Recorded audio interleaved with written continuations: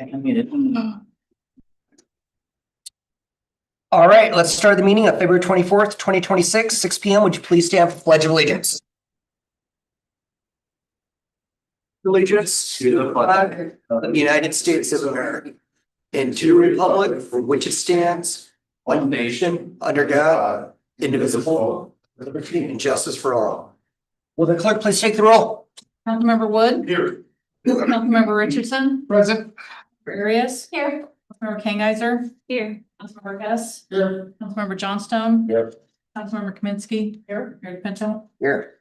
We need agenda approval. Move to approve. Is there a second? Second by Councilmember Kangiser. Any discussion? All those in favor say aye. Any opposed say nay. Motion carries. All right, moving on to special presentations. There's none scheduled. Moving on to public comment. Is there anyone from the public that wishes to speak?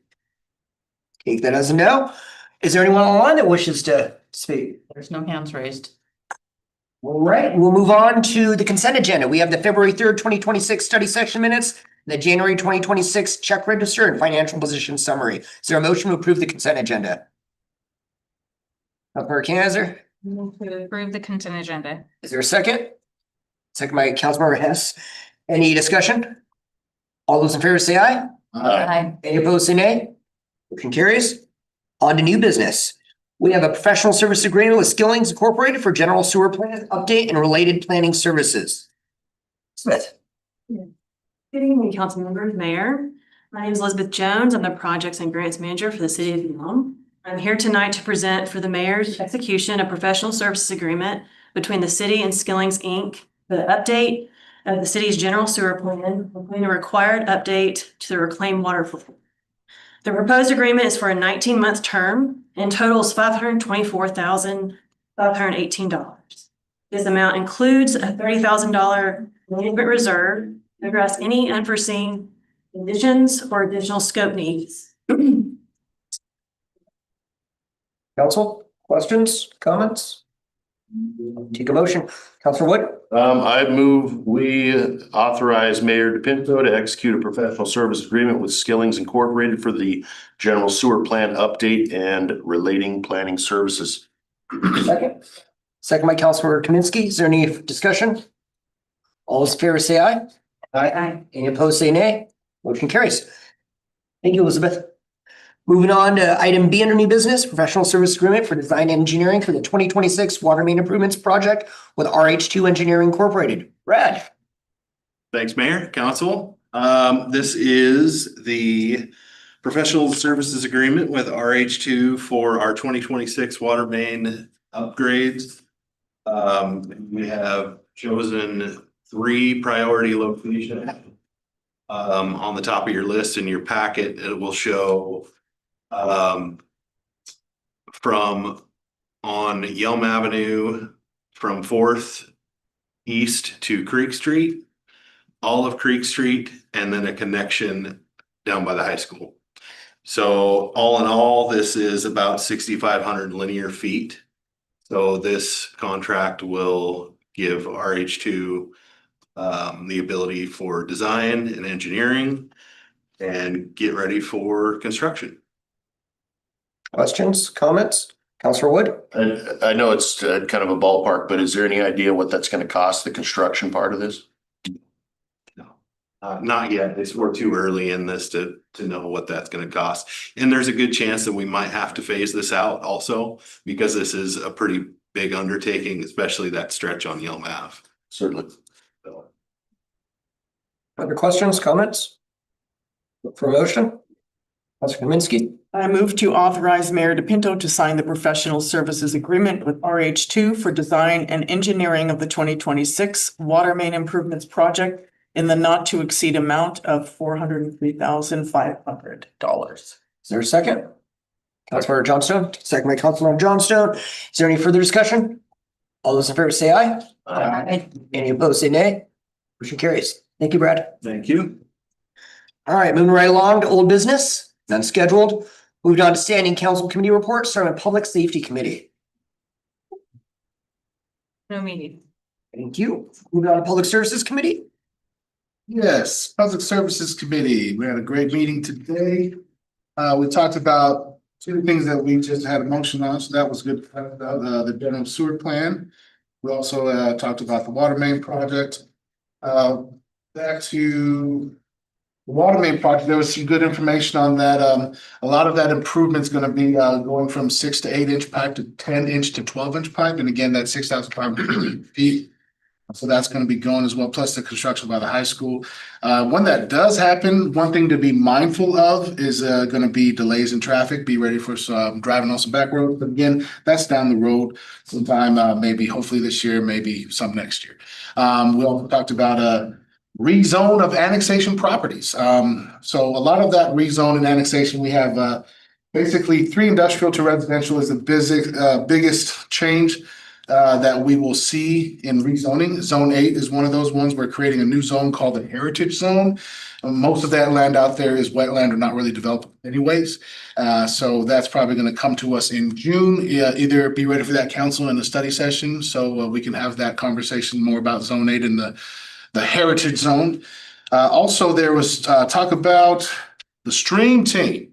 Stream Team. What is the Stream Team? Stream Team, we always hear this conversation about Olympia, Tumwater, and Lacey, but then we like to remind them, hey, Yelm's in there too. So Yelm has the opportunity looking to join the Stream Team for about $6,000 a year annually. So that way we don't have to hire another person to do these things. The Stream Team really checks boxes for the Department of Ecology, rather than having to hire another person to do those things. It basically meeting permit requirements, and that contract is coming to us in March. Also, we had some communication and recreation updates from Lynn. So we basically the new website is up, and if there is something on the website that needs some updating, just let Lynn know if something needs updating. Also, there's new software that is live now, and it makes it easier for families to register for events. There's upcoming events: Water Tower Tots, Craft Pop-Up, St. Patrick's Day, Deep Sea Discovery Day, egg hunts for teens, adults, and dogs. Believe it or not. Yes, and what's coming up also for us, comp plan will be coming soon. Waiting for annexation to finalize, which is on April 1st, April Fool's Day. That's something, isn't that? That's something. Anyways, that's about all we've got to report. All right, thank you. Finance Committee. No meeting. Thank you. Intergovernment Committee. We had a good meeting, discussion. We talked about the 2026 council retreat that's coming up. Everybody should have already circled what meal they want. We're going to Quinault in Ocean Shores, and they have given us a really good deal. So they've been really nice to us on that. And we're working with Quinault to find out if we're going to be able to get the meeting room for Saturday. And if we can, then we're going to make sure that the individual that comes to work with us. If not, then we'll have a future time at the community center. Then we also talked about we're going to bring up the Civic Center, also known as the EIC. It's for new council members to be able to kind of get an idea of what that's about. We'll get the most updated drawings and things that are going on with that property. And what's nice about this is ties into the 640 acres southern loop. We got a really good briefing that we have the possibility to utilize a TIF, and the TIF, we're waiting for our TIF manager to let us know what will be considered a TIF, and we're working with Blue Diamond as well to see about the risks and all. And all the wonderful funding for TIF is no new taxes are going to be added to anybody. So we'll be able to get that southern loop for that. Other than that, just talked about what's coming up in the future. All righty, thank you. Moving on to Mayor, City Administrator staff reports. Todd. Thank you, Mayor. Council, I just have a couple other updates. I'll start with the police department. They currently have 3 patrol officer positions open and 1 records clerk position. Records clerk position was opened a little over a week ago, and they have 36 applications in so far. And then the chief is conducting interviews with entry-level candidates for the patrol openings. Most of the budgeted new police vehicles have arrived and will be outfitted over the next couple of months. And the chief's working with the other cities on an ILA for regional SWAT team. Rec desk, we already covered the rec desk that went live yesterday. And then in the public services part, we covered the annexation. They have a wastewater position open, interviews happening now. The bridge is done, pending a final walkthrough to make sure all the checklist is punched off there. They're still going to target an early spring opening with a ribbon cutting. And then next week on Tuesday, members from Blue Fern Development will come down and do a tour with public works staff around the entire city and to look at recent developments and kind of what's worked and what hasn't in the city to kind of get an idea up there on the 640 on what would fit and what would make sense. They're going to come out and do a tour with them. HR, the city has officially received our Well City recognition for this year. This will actually save us 2% in 2027. And that saving will be just about $25,000 a year in savings because we did receive the Well City. From the IT side, very busy working on Laserfish integration, Microsoft 365, sewer plant, Wi-Fi, and apparently getting your computers up and running. So they're a busy group of guys there. So that's all I got. You covered all the things that I was gonna say, so thank you. Just to reiterate, we are working quite a bit with Blue Fern regarding the development here for the 640 acres. Want to make sure we're all on the same page, that they have all the resources they need and we have all the resources we need. I am excited for this TIF financing that Councilmember Hess alluded to. It is, like you said, it's not gonna charge anyone that's currently living here. New growth will pay for this new growth. So people coming in will pay for these, for this road. Other than that, I don't have anything else. Councilmember Are Kaminsky. we allowed to go on the tour with you, with them? This one might be more of a working, tour for them. I don't, Public service. I don't know about the, I think if they bring two, we might have one extra seat. If they bring three, we will not. If you wanna tour, are you just wanting to see the area or?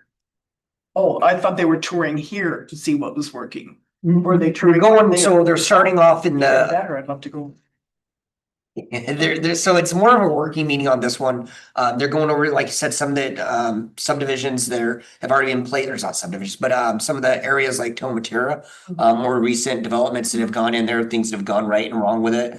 It's gonna be more technical than I don't want to say political, but it's just gonna be, I think they're engineers. Yeah, it's mostly their engineering group and just planners of what they're gonna build.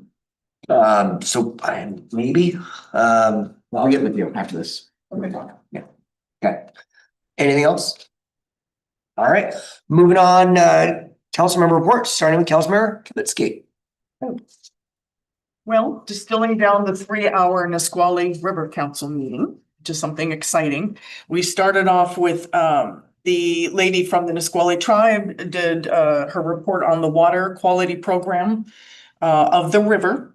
And they have a lot of students that help them to do water testing through the winter, and they tested for pH, for temperature, for nitrates, resolved oxygen, E. coli, all sorts of metals, PFASs, and the water is in pretty good shape except for the off times that there is E. coli, which is due to failing septic systems, I should say. But the good news is there are no what they call legacy pesticides in the river, meaning the ones that never leave your body, never leave the planet. So that's good. And with temperature, when the water gets too hot, they have an extensive tree planting program along the river. And when things get the other way, they take away plants that are not indigenous to the river. So I just can't believe the degree of commitment that these people have to the river. So, and all of that, of course, is to protect the salmon. So that was one report. And then a little bit of history. We had Marco Pincho give a report on the tree thinning. And I didn't grow up here, so I didn't learn this in history, but I'm sure you've all heard of the Gifford Pinchot forest that's around the Cascades. Well, this is his great grandson, and he's carrying on the work. He is a representative for the Nisqually Community Forest. And so he, his grandfather was worked with under Roosevelt, and he was the father of American forestry.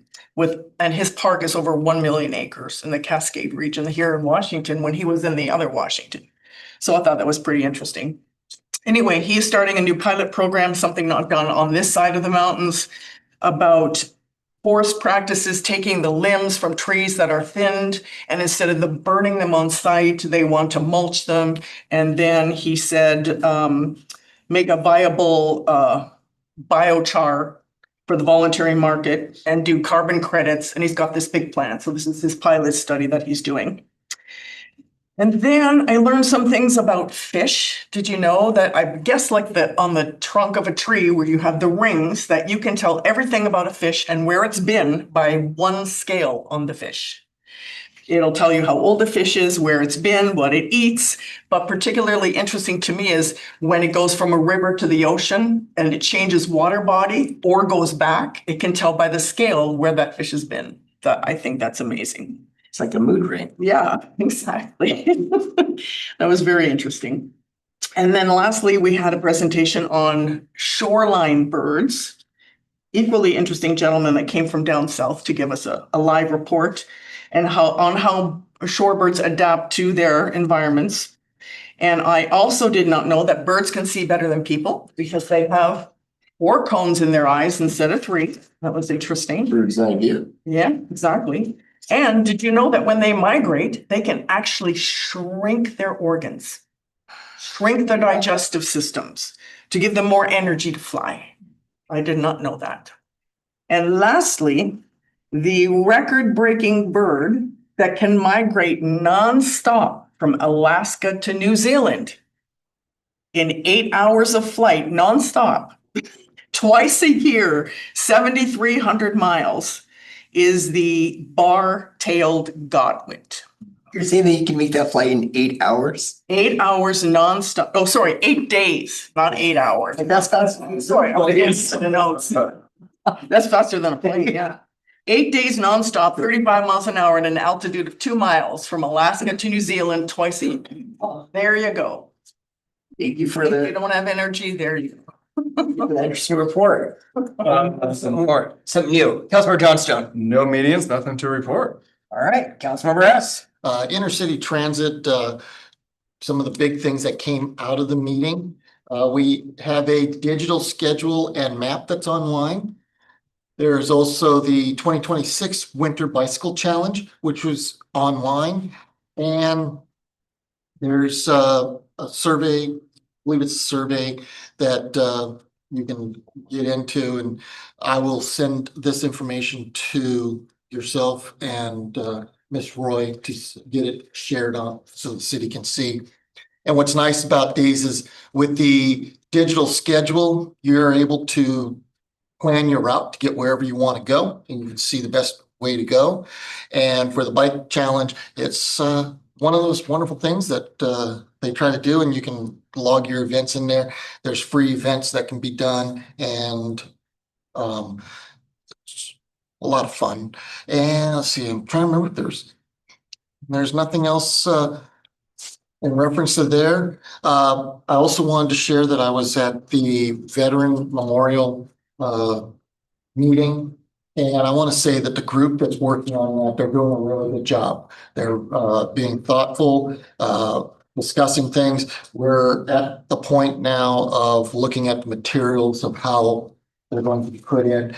And it's going to be when it's complete, it's going to be very nice. So it's going to be something that veterans can go to, family members can go to, and be proud to be there at that location. So as a veteran, it's good to have you attending as well as your perspective. all right, that's it. All right, thank you. Councilor King-Heiser. Thank you.